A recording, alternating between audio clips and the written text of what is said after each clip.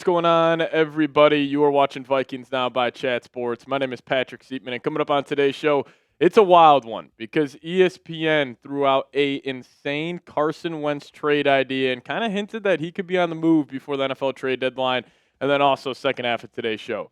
Some very concerning Vikings injury news, and this offensive line could look so different than what it did this past week. So we'll talk about that here in a second.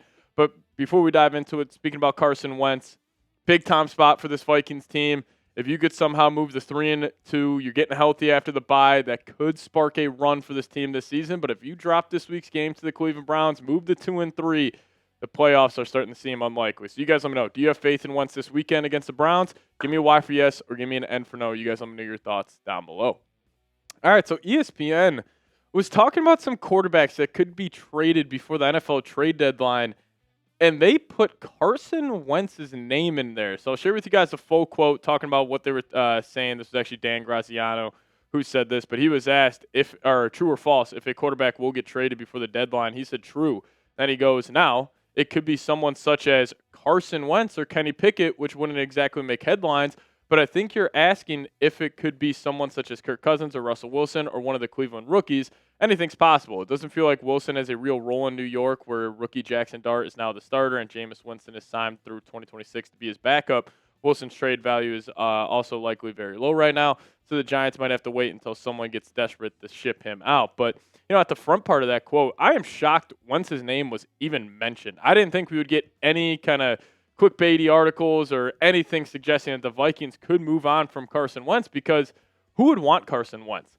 Like, really the only team I could think about is like the Cincinnati Bengals, or maybe if another team gets a quarterback injury. But even if they're going to go, you know, not all in and trade for a quarterback, but if they are going to make a move, wouldn't that be for like a Russell Wilson or a Kirk Cousins? I still don't understand why the Bengals haven't traded for Kirk Cousins, but maybe if Carson Wentz plays well this upcoming Sunday, you know, standalone game across the pond in London, maybe the Bengals call. But I really don't understand why Graziano was throwing that out there, because one, why would the Vikings have too much interest in dealing Carson Wentz? And then why would anyone have interest in trading for Carson Wentz? Like, there was a reason why he was signed just a couple of weeks before the season. But maybe if he plays well on Sunday, maybe the Bengals call, because if he does play well, you could chalk it up to 2 of his first 3 games were good football. Because once versus the Bengals, again, he wasn't asked to do a whole lot, but he played good enough to have the Vikings get a blowout victory. 14 of 20, 173 yards, 2 touchdowns, did take 3 sacks, and that's been the number one gripe,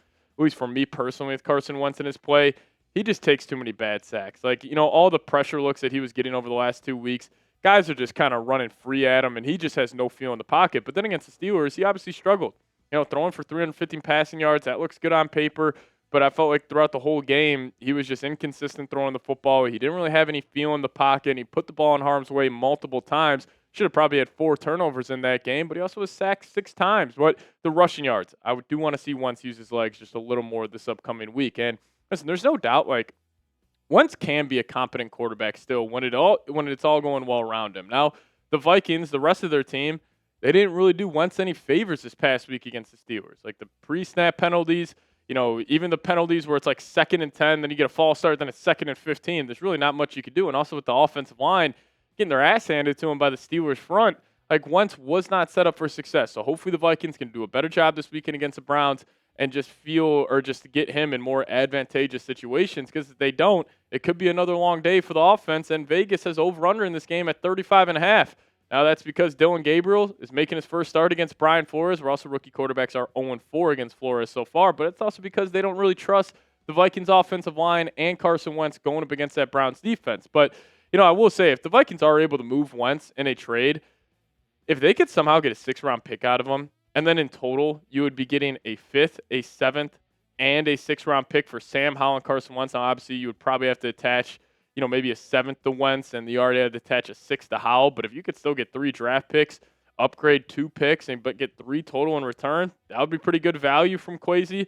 But also, I don't know why the Vikings would have too much interest in trading Wentz. Now, maybe they're just saying, hey, we view Max Brosmer as a long-term backup.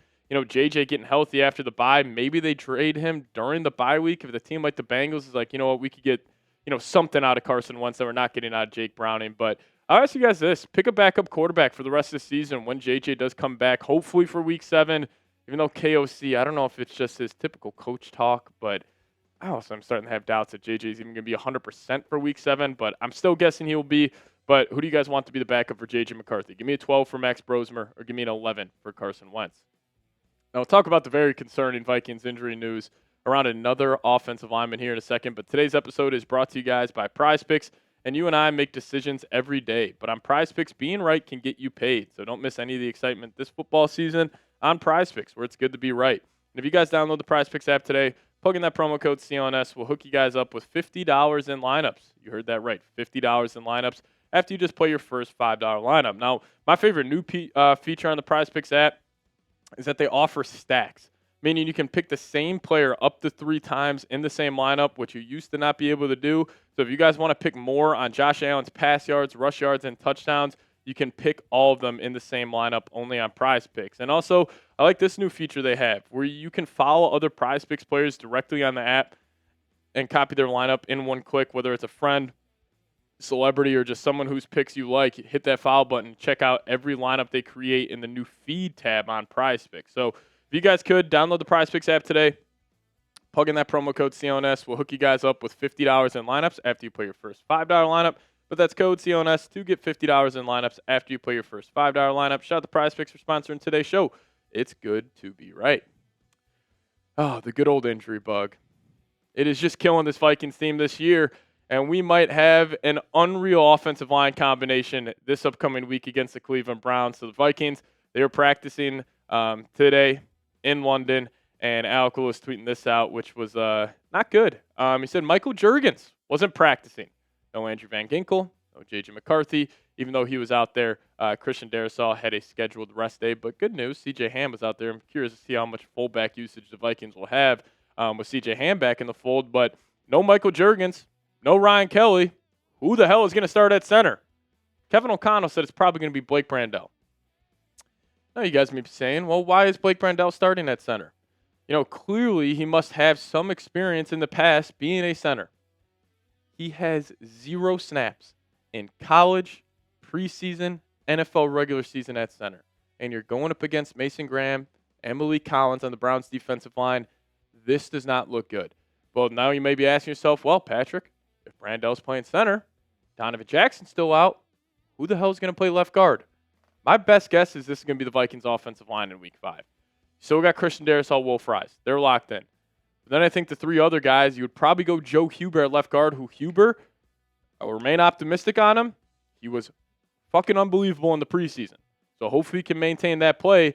But then also, like Brandel at center. I mean, that just looks weird. I mean, this guy was a swing tackle coming out of college. Vikings bumped him inside. Now he's going to be possibly your starting center. And you got our good old friend Justin Skule at right tackle. But I think the Vikings, if you're rolling out the offensive line of Darrisaw, Huber, Blake Brandel at center, Will Fries at right guard, and Justin Skule at right tackle, that has to be the worst offensive line in the NFL heading into week 5. I'm very confident when I say that. Like, you got UDFAs, 7th rounders, besides Darrisaw and Will Fries, where Will Fries really hasn't been that good this year. I mean, you have 3 massive holes on that offensive line. So I think it's the worst offensive line in the league heading into week 5, but this is not like it's an unsolvable problem. How do you solve this? Because other head coaches, other offensive minds, they can navigate a poor offensive line. How do you do that? It's a quick passing game in the run game. Like, you want to have these offensive linemen get going, get downhill a little bit, get the confidence going. You say, hey, guys, we're going to turn around and hand the ball off 40 times today. You get the ball to Jordan Mason. You get Cam Akers going. Maybe you get a little Xavier Scott going in the run game. But also in the passing game, KOC, if you can't have these long developing routes because your offensive line's getting their ass kicked, get some quick game. You at least showed some of it with Justin Jefferson this past week, so I do think KOC will adjust. But here's a full injury report for Wednesday here. A whole lot of DNPs. Christian Darrisaw, obviously not injury-related, but Donovan Jackson still dealing with that wrist. Michael Juergens dealing with the hammy. Same with Ryan Kelly and his concussion. JJ with the ankle. Brian O'Neill with the knee. And Andrew Van Ginkel with his neck, which is definitely not good. And we'll give you guys a Van Ginkel stat here in a second. But there's some positive injury news. Myles Garrett did not practice on Wednesday, which maybe this is a soft benching that the Browns are doing to Myles Garrett. If you know, you know. But, I mean, if he's not out there, that would absolutely be massive for this team. I think he's the best defender in the world. This guy's just a game wrecker, so hopefully he doesn't end up going, but I fully expect 95 to be out there for the Browns this weekend. Now, with Andrew Van Ginkel possibly not going, I saw this stat earlier, and it's absolutely ridiculous. The Vikings' rush defensive success rate with Van Ginkel on the field, they're the best in the league. Number one, by also a wide margin. But then when he's off the field, they're terrible. They're 31st in the league. So clearly, not having Blake Cashman, not having Van Ginkel are huge losses for this defense, but they're still top 10 in every statistical category. So, again, I know times are very, very tough right now as a Vikings fan. Like, we got a lot of injuries. We had high expectations coming into the year, but this team has been so beat up. If you get Van Ginkel back and Cashman back, I still think this is a top 3 defense in the league. And then you are just hoping, week 7, when you're getting, Donovan Jackson, hopefully Kelly's all good, hopefully O'Neal's all good. When you're having that 5 offensive linemen that you were hoping were going to be your starting unit for the year, you get those guys back, you get JJ back, Aaron Jones also back in the fold. Now we got Addison back in the fold.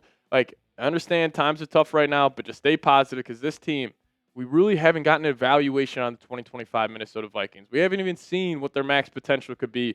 But it could start week 7 when they get fully healthy. And if you guys want the Vikings to be healthy for week 7, just give me a SKOL down below in the comment section. I can't wait. Like, obviously, I'm excited for this week 5 game, but that bye week is going to feel like a month long if you could somehow get a win, because I would be so fired up. Week 7, defending champs in your building. Hopefully, JJ's back there. Hopefully, you got the guys back. So, if you guys want to be the Vikings to be healthy for that game, just hit me with the SKOL down below. And also, help us reach 63,000 subscribers on your way out. If you watch this whole thing, clearly we're doing something you like. So hit that subscribe button on your way out. We'll see you guys next time. As always, SKOL Vikes.